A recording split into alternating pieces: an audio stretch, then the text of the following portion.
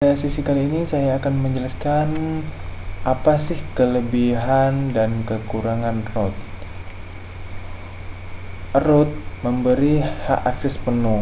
Artinya adalah untuk memberi hak penuh kepada pengguna Android untuk dapat masuk ke sistem Android. Dengan melakukan root, pengguna dapat menambah dan mengurangi maupun memodifikasi file-file atau data-data yang terletak pada sistem Android yang bila dalam keadaan standar. Dengan melakukan root, Android tidak serta-merta akan menaikkan performa atau kemampuan ponsel Android. Routing Android sama seperti membuka pintu bagi Anda untuk mengembangkan sistem operasi ini. Dan kekurangan root dapat menghilangkan garansi. Artinya, menghilangkan garansi root itu diibaratkan seperti segel garansi unlock-nya seperti ini. Apabila Anda membeli komputer buatan pabrik, bukan komputer rakitan, biasanya akan dilengkapi dengan segel atau stiker garansi. Segel ini biasanya akan rusak bila kita membuka casing komputer. Jika kita ingin meningkatkan kemampuan komputer, misalnya dengan mengganti kartu grafis komputer dengan yang lebih baik, otomatis kita harus membuka casing komputer dan secara otomatis akan merusak segel garansi. Apakah dengan membongkar casing akan menyebabkan komputer menjadi rusak? Tentu saja tidak. Namun, jika terjadi kerusakan apabila akan menghanguskan garansi, sudah jelas karena pihak software center melihat bahwa segel garansi telah rusak dan memberi vonis bahwa komputer rusak karena dibongkar, padahal kerusakan disebabkan oleh faktor lain. Yang kedua, masalah keamanan pada kekurangan root. Sebenarnya untuk yang satu ini masih menjadi perdebatan. Dikatakan bahwa dengan melakukan root, maka aplikasi malware seperti virus atau trojan dapat dengan mudah masuk ke file sistem dan melakukan pengerusakan atau melakukan pencurian data-data pengguna.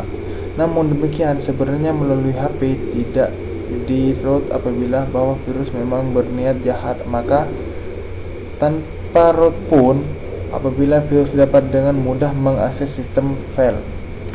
Kelebihan root dapat menginstal aplikasi yang membutuhkan hak akses root,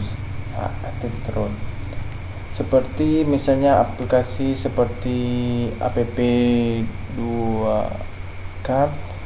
Dan yang kedua, dapat menginstal ROM. Apa itu ROM?